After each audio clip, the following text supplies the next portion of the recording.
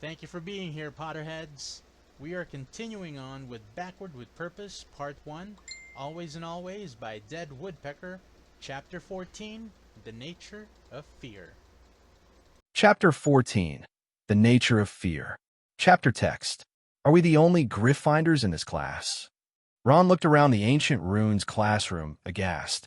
Harry took note of the lack of red and gold accessories. There were 4 Ravenclaws, 2 Hufflepuffs, and 2 Slytherins. So, last time Hermione had taken this class, she'd been all alone. Terry Boot, Padma Patil, and 2 other Ravenclaw third-years girls that Harry did not recognize sat close together in a show of solidarity. Hannah Abbott and Susan Bones were directly in front of them. Blaise Zabini, Harry stifled a groan. Zabini was an annoying little git, and Daphne Greengrass, meanwhile, sat as far away from each other as possible. Looks like it, Harry said. Neville decided to take divination. An utterly useless class, if you ask me, Hermione said scathingly. I'm sure this class will be much more interesting. Hermione looked at Harry oddly when, instead of joining the Hufflepuffs and Ravenclaws to band together in an anti-Slytherin group, he sat across from Daphne. Harry still had some residual antipathy for most Slytherins. Most would fight with Voldemort, and a lot of them sold out students from other houses to do so, but Daphne was all right. Hi, Harry said. You're Daphne Greengrass, right? She nodded and raised an eyebrow at him. That's me. What's your name again? Harold Porter. No, that's not it. Harvey. Ron laughed, and Daphne shot him a startled look. I'm Hermione Granger, Hermione said, and the laughing git is Ron Weasley. Do you really think I don't know who you are? Daphne asked, puzzled. Harvey here is famous, and we've had classes together since first year. Sorry for trying to be polite, Hermione said waspishly. Harry grinned at Ron over her head. He should have known that Hermione and Daphne would clash even more than Hermione and Luna did. Not that he had known Daphne well at all. He only really had vague memories of her. But by the time they had left school to hunt Horcruxes, Harry had known enough about her that the biting sarcasm came as no surprise. How she and Dean Thomas had ever fallen in love, Harry had no idea.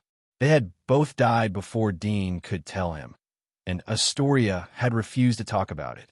Daphne turned away from them with a roll of her eyes. A tall, broad man wearing long blue robes and a look reminiscent of Professor McGonagall entered the room, putting an end to any further discussion. Ancient Runes, he said, is the study of a system of writing that is long dead, although it is rooted in the very first witches and wizards to live in Britain. My name, for those of you who do not know me, is Professor Octavius, and I am here to teach you the subtle intricacies of rune lore. Can anyone tell me why studying runes, even though many believe it to be a fanciful waste of time, is important? Hermione immediately raised her hand. Ancient runes are more connected with the source of our power, sir. Very good, he said approvingly. Anyone care to venture a guess as to why this is so? Hermione raised her hand again, but Padma Patil answered first. Is it because it has, I don't know, more pictures instead of symbols like the alphabet? Indeed, he said. Runes, like the hieroglyphs of the ancient Egyptian wizards, can be used to strengthen your own magic. Not because it will increase your power, I'm afraid, he said when he noticed that several students' faces brightened. It will, however, increase your focus. Students who have studied runes generally notice that their ability to master spells in other classes, especially charms and potions. This is because reading runes requires much more focus than simply reading. They can be very confusing, especially when we begin to read sentences and even ancient texts written in runes instead of English. That won't be for a while, however. Harry pulled his quill and several sheets of parchment out of his bag. He and Ron had chosen to take ancient runes instead of arithmancy because they most certainly did not want to take divination, and arithmancy sounded too much like maths. He had a feeling that ancient runes would not be as easy as they thought it would be. My head hurts, Ron moaned as they walked down to Hagrid's hut after lunch. He carried his copy of Monster Book of Monsters in a vice-like grip. It kept threatening to tear through the spellotape that bound it. I thought it was brilliant, Hermione said ecstatically. I can't wait until we actually start learning runes. Professor Octavius is such a good teacher, isn't he? You two ought to be glad you aren't taking divination.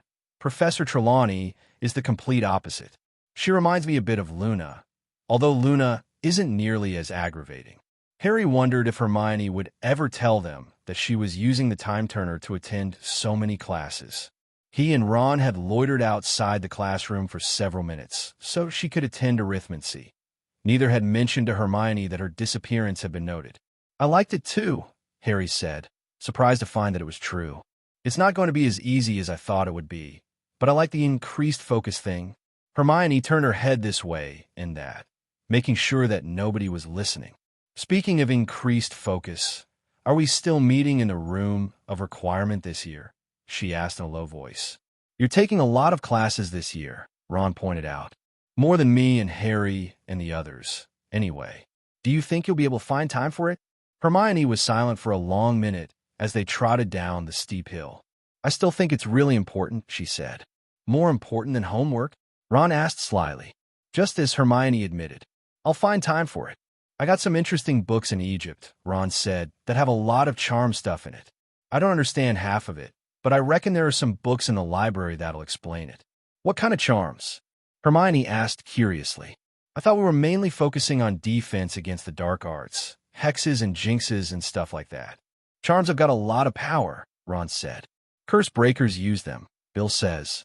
And one of those Egyptian books talked about how a lot of wars were won because they knew some good protection charms. Hermione sighed blissfully. I really love our study group. Ron and Harry grinned. I reckon we should explore Transfiguration, too, Ron said. I don't think we'll need herbology, though, Harry said. Tell that to Neville, Hermione said. Tell what to Neville? Neville asked. They had come up upon him without even noticing. We're branching out with our study group, Harry said in a low voice. Ron's going to try to find some good charms we can use. And I thought I'd focus a bit more energy on Transfiguration. His brows knit together. There are loads of useful plants, he said indignantly. You wouldn't believe the kinds of things you can do. I heard Uncle Algy talk about a plant that can even help you breathe underwater. All right, Ron said. You're in charge of the plant stuff. Neville grinned, but it slid from his face and was replaced with a look of pure horror. What on earth are those? The small paddock outside Hagrid's hut was now home to several hippogriffs of different colors. Harry thought they looked quite beautiful in a dangerous sort of way. His eyes fell on Buckbeak, who was flapping his wings agitatedly as he watched, with sharp eyes, the approach of more and more students. His beak, which was as sharp as his talons, clacked open and shut rather menacingly. Hippogriffs? Hermione said weakly. Hagrid brought hippogriffs? To his first lesson. Indeed he had, and by the way his chest was out and his face appeared to be about to split from his grin, Harry knew that Hagrid was quite pleased with himself. Gather round, everyone! Hagrid boomed, surrounded by third years. He seemed even taller than normal. We're working with hippogriffs today, and they can be tricky little blighters. Very proud. They are, and you got to bow them and treat them with respect, else they'll attack. Several students stepped back, including Neville. Harry gripped his arm and dragged him back. You were ready to fight a basilisk last year, Neville, and helped save the Philosopher's Stone our first year. What's a hippogriff compared to that? Neville swallowed, but remained where he was. Any volunteers? Hagrid asked. Harry stepped forward immediately. Good fare you, Harry. Now remember what I said about treating him with respect. Harry stepped toward Buckbeak and stopped before he came too close. Buckbeak regarded him imperiously, as though he were a king and Harry one of his subjects. Harry bowed low, maintaining eye contact. He thought of the last time he had seen the hippogriff. He had slashed the throat of one of the giants that had been fighting for Voldemort, and Harry felt real respect for the beast. It was still tense, however, when Buckbeak didn't bow for several moments. 5 minutes later, Harry was in the air, seated atop Buckbeak, and gazing down at the students below. He still preferred his broom. He planned to spend several hours with the Weasleys later this afternoon enjoying his new firebolt, but there was something definitely wonderful about Buckbeak and his strong, magnificent wings. Harry was reluctant to get off when Buckbeak made a jarring landing in front of Hagrid. Go on, Neville, Harry said. Ron was already bowing to a dun-colored hippogriff, and Hermione had followed him. Buckbeak isn't so bad, really. He can't be that scary, Malfoy said snidely, if Potter can do it. Longbottom might have to change his pants after this lesson, though. Draco Malfoy walked arrogantly toward Buckbeak, an ugly smirk on his face. Filthy beast, probably as stupid as our new professor. Harry was very tempted to let Malfoy get slashed. But Hagrid's job might be in jeopardy. Harry did not know if they would be able to arrange events so that Buckbeak would not be executed. He sighed and followed Malfoy, and broke into a run when Buckbeak reared up. His talons flashed in the sunlight. "You fool," Harry said viciously, and he yanked Malfoy out of the way, sending him sprawling on the grass, just as a deadly sharp talon came down and sliced Harry's arm. Hermione screamed as Harry fell to the ground. Harry rolled over, gasping from the pain, used his right hand to try to staunch the alarmingly fast flow of blood. Through a haze of pain, Harry said, "Hagrid, I think I need the hospital wing." Harry winced as his injured arm, still a bit sore from when he had pulled Malfoy away from Buckbeak's talons and had been slashed for his efforts, gave a painful throb. If Hagrid's job wouldn't have been in jeopardy, I would have let the slimy git suffer, he thought sourly. Buckbeak had ripped Harry's arm open from shoulder to elbow, causing him to spend a few nights in the hospital wing with a disapproving, hovering Madame Pomfrey. To add insult to injury, Harry had missed Quidditch trials and thus had to wait another 2 years before he could fly again. His dark mood had pushed him into skipping the Hogsmeade trip, for which Ron was very grateful, as he would have Hermione all to himself since Neville had detention with Snape that afternoon, and he had left Ginny with Luna, promising to meet her in an hour or so in the room of requirement. Now he stood just outside the door to the defense against the dark arts classroom and was feeling unaccountably nervous about initiating a conversation with Remus Lupin. "Harry." He turned and managed a weak smile. Remus had not been in his office after all, but had snuck up behind him, leaving Harry no alternative. "Hi, Professor," he said. "I thought you'd be in Hogsmeade," Remus said. Harry said. "My arm still hurts a little. I'll probably go next time." Remus smiled, but his eyes were questioning. He had to be wondering why Harry had been standing outside his door. "Is there anything I can help you with?" Harry said. Now that he was here, it suddenly did not seem like such a good idea. "I was wondering, I heard you had a lesson about a boggart. Ron and Hermione told me. You want to know what shape your fear takes?" Remus finished for him when Harry's voice trailed away. "That's very admirable, Harry, but wouldn't it show you Lord Voldemort?" Harry shook his head. "No," he said firmly. The boggart had shown him a Dementor the first time around. He'd be damned if he was more frightened of Voldemort than he was of fear. But a sneaking suspicion that the boggart would show him something different had prompted him to seek out Remus. Remus raised his eyebrows in surprise, though when he spoke, he did not mention it. "There is, in fact, another boggart. It was found in the dungeons this morning by Argus Filch, and I thought I would take care of it today, but I would be happy to allow you to do it instead." "Thanks, Professor," Harry said quietly. "The charm. It's ridiculous, isn't it?" "Yes," Remus said, "but you have to try to make what you fear funny. Laughter is the best way to defeat a boggart. They can't abide the sound. To be perfectly honest, Harry, if you had been in class the day we covered the boggart, I probably would not have wanted you to face it. I think what you fear is probably stronger and more terrifying than the other students, who do not have such horrors in their pasts as you do." They were sufficiently shocked by your friend Ron's. Ron had, in fact, told Harry this morning that he had had a nightmare just last night about what the boggart had shown him. It had been almost exactly what his mother had seen at Grimmauld Place. Dead Hermione, dead Ginny, dead family a month later, and Ron's voice still shook when he mentioned it. "I noticed that you didn't fear my death," Harry had teased him when Ron had first confessed what had happened. "Because I'm not afraid of you dying," Ron had shrugged. "Killing curses don't seem to work on you." Severus Snape said, cutting into Harry's thoughts. He looked around and noticed, with a jolt of surprise, that they were already at the entrance to the stairs that led to the dungeons. Snape had stopped on the last stair, and he held a steaming mug of what Harry knew to be Wolfsbane potion. "Professor Lupin, and Potter, he put a hostile emphasis on Harry's last name. What brings the two of you down here? Shouldn't you be with your little friends in Hogsmeade? He asked Harry. No, Harry said shortly. My arm hurts. You know, because I saved one of your own stupid students from being mauled by a hippogriff. Mind your tone, Potter, Snape said sleekly. Remus put a hand on Harry's shoulder, as though worried that things might escalate. We're about to find a boggart, Professor Snape, he said courteously. Harry wanted to face one. I have the potion you requested of me, Snape said, but it will hold until after Potter shows us what the little chosen boy fears. Remus looked taken aback. I don't think, Snape interrupted him, unless you don't want this potion. Harry, we can wait until later, Remus said, brows knit with worry. It doesn't have to be public. Harry shrugged. Maybe it'll show me Professor Snape in a dress, like Neville's did, Harry said. I've regretted missing that since I heard about it. A long pink one, I think, with little roses on the collar. He did not particularly like the way that Snape had practically blackmailed Remus, so he quite enjoyed the look of anger on Snape's face. Very well. Remus sighed after a moment. He had stepped in front of Harry, as if to protect him from Snape's wrath. But Snape's mouth had merely twisted into a grimace, and he had not drawn his wand. Not that Harry had thought he would, but Remus had no idea that Snape had been an ally since Harry's second day at Hogwarts. They walked silently.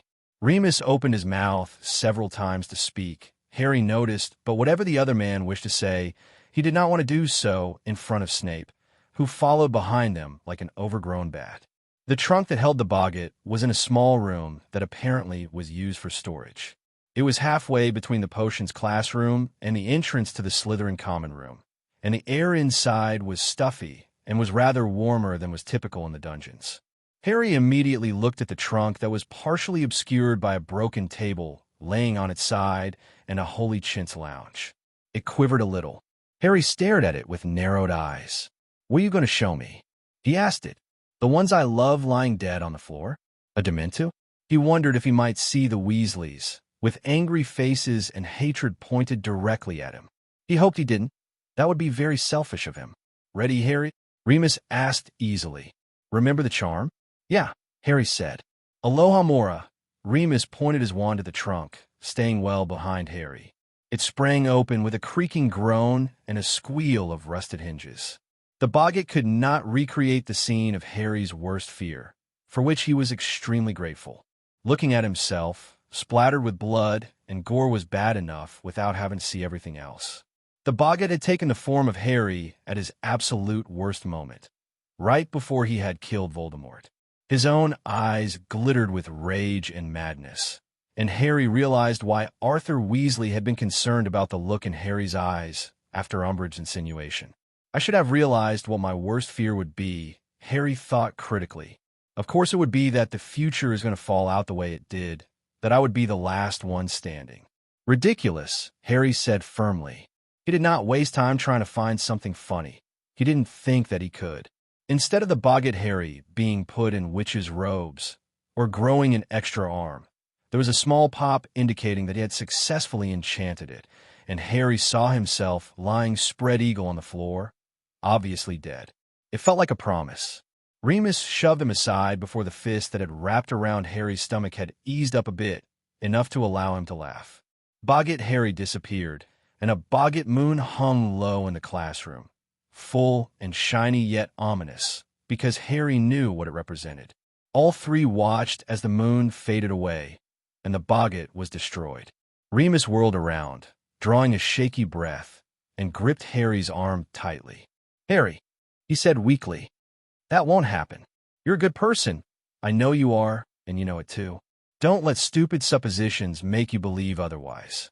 His words felt like a benediction, and Harry swallowed, feeling a great lump in his throat that had not been there moments before. Remus had guessed wrong about the boggart. He obviously thought that Harry was afraid that he would become something twisted and evil, another Voldemort. But Harry saw that the other man was perfectly sincere. He was not afraid of what Harry would become, not like the Weasleys. He had faith, and it eased a little of the hurt Harry had felt since Arthur Weasley had rebuffed him. I know, Harry said finally. It won't happen. He felt a sudden urge to tell Remus everything. He glanced over at Snape, who had said nothing since they had met. He was staring back at Harry with the strangest expression, and Harry could not possibly tell what Snape was thinking. Harry took a deep breath and opened his mouth. "Professor?" Neville stood in the open doorway, white-faced and trembling.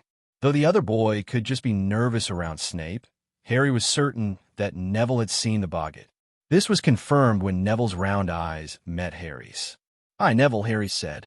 I wanted to fight a Boggart since I missed that class." Neville tried to smile. "Please don't be afraid of me, Neville, please." "Mine wasn't as good as yours was," Harry said. "Isn't that right, Professor Snape?" Neville squeaked. "Try to set him at ease, Snape." Snape sighed, but Harry thought he was the only one who heard it. "I must admit that Potter has a point. However, just because it is flattering to be the worst nightmare of a 13-year-old boy, you still have detention. You will be disemboweling Toads, Longbottom, and I am glad to see you did not bring gloves. You won't need them." "Good luck, Neville," Harry said sincerely. "It's not that bad, though, once you get past the slime and the smell." "See you at dinner, Harry," Neville said glumly. "Remember to take your potion, Lupin," Snape said as he swept past them. "I wouldn't like to see the consequences if you do not." After doing his admittedly small part in setting Neville at ease, Snape apparently had to reassert his nastiness by trying to torment Remus. Harry turned away to hide a smile, glad that some things never changed completely. The momentary urge to confess everything to Remus had passed. It was a big decision, and Ron and Ginny had every right to be a part of it. Not that Harry thought that they would disagree, but the three of them were in this together. With that in mind, Harry sighed. "Listen," Remus said. He held the smoking goblet in both hands as they turned to leave the dungeons. "I have to admit that what you saw concerns me.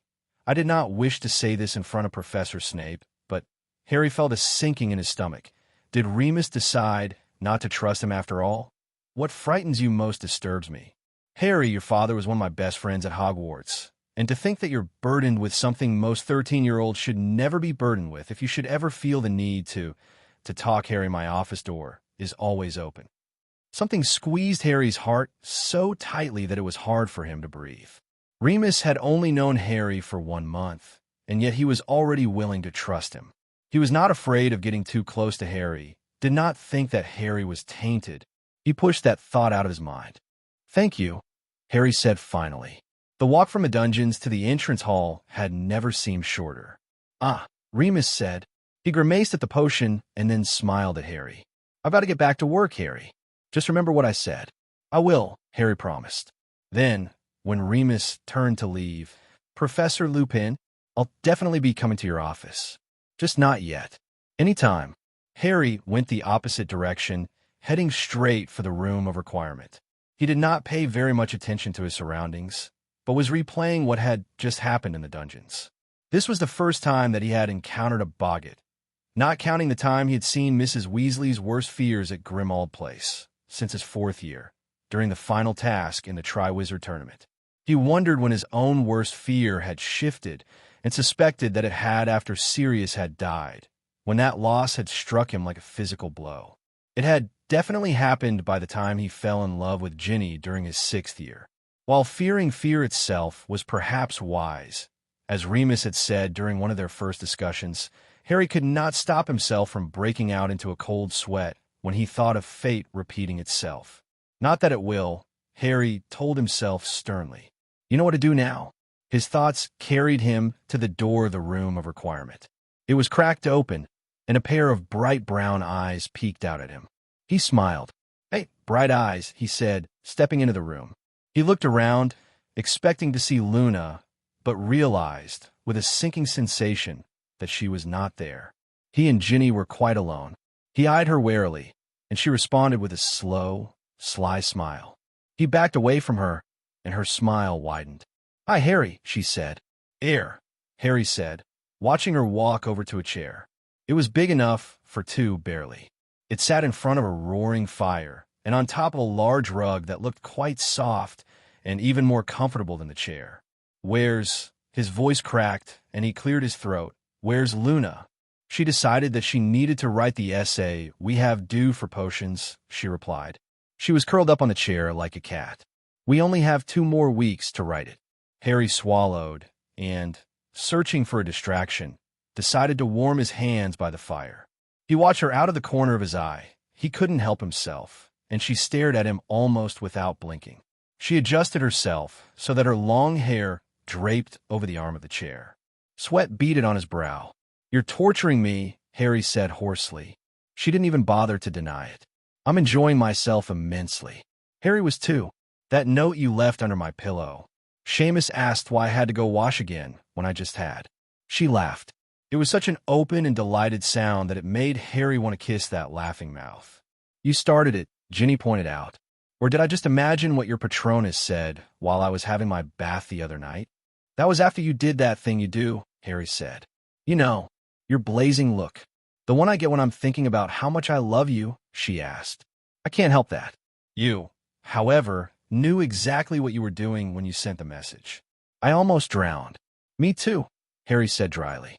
Without his volition, his feet brought him closer and closer to her, and he sat down with a sigh. She automatically curled up under his arm and placed her hand over Harry's heart. He played with strands of her hair, and it slipped through his fingers like silk. How many times had they sat like this? Too many to count. Usually it led to other things. But sometimes it hadn't, and on those occasions Harry had. He grinned when he noticed that a silver hairbrush had materialized out of nowhere. "Sit up, Bright Eyes, come on." She started to protest until she saw that he held the brush in one hand. She got up and sat down again on the rug and leaned against Harry's legs. She sighed with utter contentment as he gently pulled the brush through her hair. "You can keep doing that forever," she murmured. Harry finally stopped, and she leaned her head up against his leg. He reached over and laid his palm over one of the spots where he most liked to kiss Ginny, where her shoulder met her long, pretty neck. "Ginny," he said softly. He didn't want to ruin this moment, but as more time passed, he grew increasingly aware that there was a certain subject that they avoided, all 3 of them. He probably wanted to talk about it least of all, but it seemed irresponsible. "No, Harry," she said. "Not yet. Just not yet. We have to think about it soon," Harry pointed out. "Hopefully not for a while," she said. "If at all." "All right," Harry conceded. He was only too willing to put off the discussion about her parents, a discussion that they had never dreamed during the years of planning and painstakingly creating the potion that had required so much else of them. He remembered the vow he'd made in the kitchen at the Burrow and renewed it to himself. "Tell me about the sword again." She stiffened. Ginny's anger toward Lockhart had not abated one whit, and she fully understood how violated Harry still felt about being obliviated. Despite the fact that Harry had viewed those memories again and again in Dumbledore's Pensieve, she never tired of telling it. Dumbledore had tried to reconstruct his memories, and whatever he had done had only worked a little. Harry no longer felt disoriented when they spoke of it, and sometimes he thought that a little wisp of memory had returned. But whenever he reached for it, it slipped away. The horrible holes in his mind were gone, but they were filled with mist and shadowy shapes, and not clarity. Lockhart, all evidence to the contrary, actually did have one good talent. Unfortunately, thinking about it made Harry want to kill him. Dumbledore had told him, regretfully, that if he forced it anymore, he was in danger of doing permanent damage. Harry, remembering what Voldemort had said about Bertha Jorkins being useless because he had broken through the memory charm that Mr. Crouch had placed on her, had reluctantly let it go. You didn't know that the sword was impregnated with basilisk venom until... But the appearance of Ron's Patronus interrupted her. It didn't say anything. Harry assumed that Ron did not want to risk them being in a public place, but it moved agitatedly. Harry watched it, fully alert, brain working very quickly. If Hogsmeade was being attacked, and he genuinely needed help, Ron would not have hesitated to make it speak. "What the hell?" Ginny said blankly. HPHPHPHPHPHPHPHPHP. Harry and Ginny returned to the Gryffindor common room immediately and waited for long, anxious minutes for Ron. Neville tried to distract them by telling them how horrible his detention had been and how he might vomit if he ever had to see the insides of a frog again. Ron finally entered through the portrait hole, Hermione following him. They both were white-faced with fury, and Ron held what looked like a magazine in a death grip. "Lockhart," he growled, and he threw the copy of the latest edition of Witch Weekly on Harry's lap. He sat down on an empty chair with a snarl. Harry was not sure that he wanted to read it. Ginny grabbed it. Ginny hissed when she saw the headline and began to read aloud. "Lockhart tells the truth about the Chamber of Secrets," by Raven Hubble. Witch Weekly is delighted to present to all loyal readers a new interview with our favorite wizard. He has just recovered from a horrible injury, which caused him to require several months of care at St. Mungo's, but he graciously agreed to the interview, especially as he has learned that he has won the annual Best Smile Award. "RH, thank you so much for agreeing to speak with me today, Mr. Lockhart. Everyone at Witch Weekly, and all our readers, is thrilled that you've had a complete recovery. GL, I always enjoy getting in touch with my fans, Raven. And please call me Gilderoy. We've corresponded so often over the years that it seems silly for you to be so formal. RH, I see that your injuries haven't dimmed that smile one bit." "I'll think of that next time," Ron said darkly. "GL, thank you, my dear Raven. To be perfectly honest, my Order of Merlin, 3rd class, seems paltry compared to the honor of being so beloved by my fans at Witch Weekly. RH, you flatter us, Gilderoy. We merely appreciate your bravery and your good looks. Now, before I say this, you have the staunchest support of the rest of the writers at our humble publication. But there have been the most distressing rumors going around. GL, ah yes, one of the healers at St. Mungo's, a truly delightful witch, told me about them. RH, so you know that Harry Potter is claiming that you obliviated him?" "Claiming?" Harry said loudly. "He did, and I still haven't got all my memories back." "We know, Harry," Neville said. "I can't believe he's denying it." GL, I heard, yes. Utterly preposterous. I have never had the need to use a memory charm. Ron snorted. "I'll bet that he's lied about half the stuff he's done and used a memory charm to cover his tracks." "I wouldn't be at all surprised," Hermione said. RH, we thought so. So what had really happened in the Chamber of Secrets last year? GL, I don't remember very much of it. Only bits and pieces. RH, do you think that you were the one to be obliviated then? GL, I have no idea. The healers, they've alluded to certain things, but they claim not to be able to tell because the damage done to my brain was so vast. It may only be that the injuries I received caused this to happen. He's only saying that because he can't make a direct accusation without proof, Hermione said shrewdly. If he did, Harry, you could be put on trial. He doesn't want that, since the truth would have to come out. Harry nodded grimly. RH, that's awful, Gilderoy. If it distresses you, we could talk about other things. GL, no. My duty to my fans supersedes any discomfort I might feel, but I can only offer hazy memories. RH, not to worry. GL, it began when young Ginevra Weasley was taken down into the Chamber of Secrets. I had been working on the mystery all year, because as soon as Argus Filchcat was petrified, I knew exactly what that meant. I didn't alert the other teachers because I did not want them placed in unnecessary danger. RH, I'm sure they're very appreciative, Gilderoy. GL, so when Ginevra Weasley disappeared, I knew that I had to save her. Had to run away, you mean? Ginny said viciously. Bastard. RH, how did you run into Harry Potter? Then?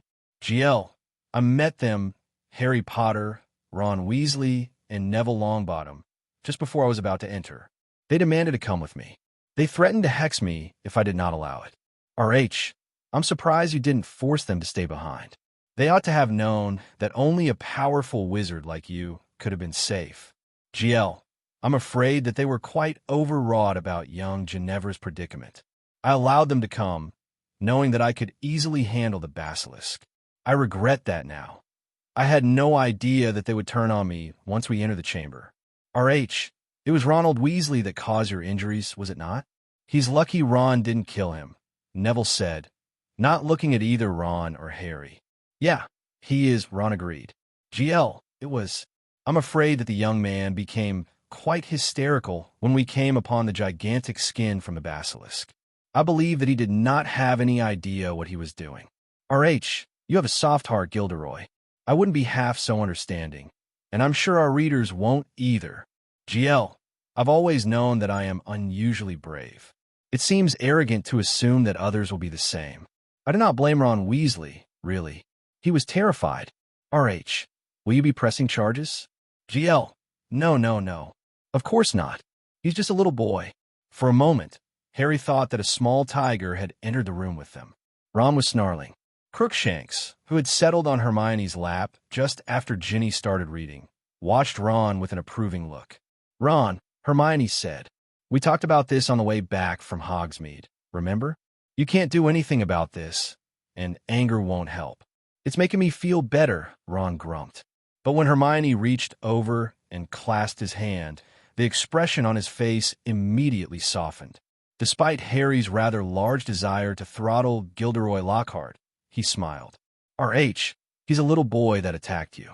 Don't you want some sort of justice? GL, no. I managed to set it aside, and I hope you and everyone reading this will be able to as well. There was no lasting harm done. Soon enough, I'll be saving people from dangerous creatures once more.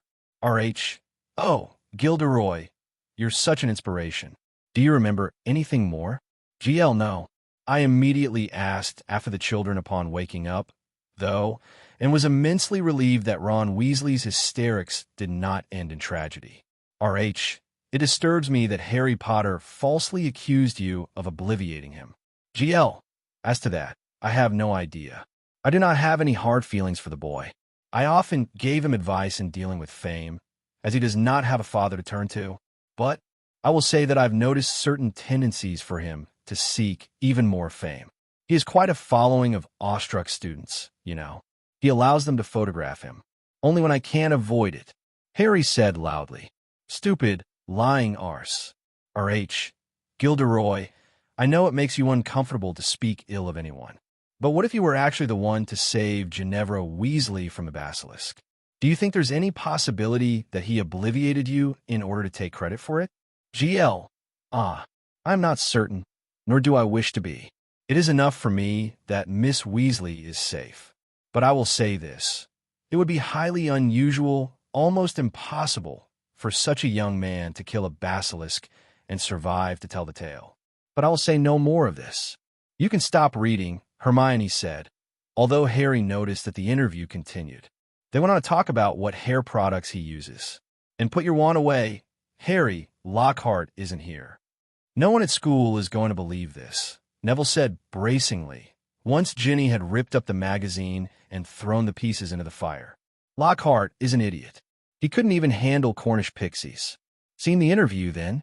George asked. Fred was right behind him, and they had large bags full of Zonko's products and satisfied looks. We heard about it in the pub. Everyone's laughing about the idiot. They don't believe it? Harry asked. Fred smiled slyly. We might have had to set a few people straight. Mostly the older girls, though, who were blinded by his teeth. Ginny laughed. I can't believe what he's saying. You'll have a bit of trouble with the older witches, George advised Ron. They love Lockhart. Merlin knows why. But the other students remember how much of a stupid git he was. The next several hours were spent roundly abusing their former defense against the dark arts professor. Harry could not even bring himself to worry about it, although Ron had already claimed that he was going to check his mail very carefully to ensure that some love-struck, middle-aged, which wouldn't try to curse him. Ron was absolutely delighted to find himself the center of attention during dinner. He was asked repeatedly to describe stunning Lockhart, and when he told them that he had snapped the professor's wand, everyone within earshot applauded. McGonagall, who was passing by at that point, had to cover her mouth to hide her smile. Harry got out of the shower later that night. He could still hear people roaring with laughter down in the common room, and he was certain that they were still discussing Lockhart, and found Neville sitting on his bed. He was obviously waiting for Harry. What's up, Neville? Harry asked. Air, Neville said, and then muttered something under his breath that Harry could not hear. The other boy looked desperately uncomfortable. What? Harry asked as he pulled on his pajamas. He stared at Neville until he looked up. Neville took a deep breath. No, I know that you have a secret. Neville, don't deny it, Neville said firmly. Don't worry. I'm not. I trust you. I don't think you're a madman. But I know you and Ron are hiding something, and I think Ginny is too. Damn. Harry had absolutely no idea what to say. He flattened his hair. Listen, Neville, you're right. But you're going to tell me, Neville said glumly. You don't trust me? I trust you, Harry told him. I do. Please believe that. Then why? Harry thought back to his very first year, the real one, when he had known very little about anything. He just faced Voldemort for the first time, and he had asked Dumbledore for the truth. What was it that he had said? Neville, someone once told me that sometimes we aren't ready for the truth. It can be a burden. Is it about the prophecy? In a way, Harry said honestly. Are you preparing us for something? Neville licked his lips. Is that why we're practicing so much? Yes, Harry said. Listen, Neville, if you don't want to, I'd understand. You don't have to, keep coming with us to the room of requirement. Neville turned away, and Harry began to fear that he would say that he could not live with Harry keeping secrets from him. He'd have to talk to Ron and Ginny, but maybe it wouldn't hurt if Neville and Hermione, because they couldn't tell Neville and not tell her, knew a little sooner.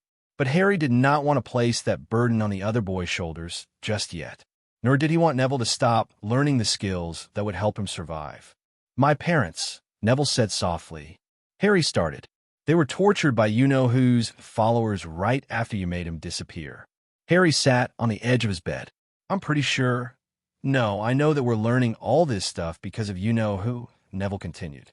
So even if you can't tell me, I'm going to keep learning because of my parents. I want to fight too if he comes back. When? Harry said quietly. When he comes back. Neville nodded. I thought he might. My gran told me that Dumbledore told her that it was only a matter of time. The silence lasted for so long that Harry assumed that Neville was done talking.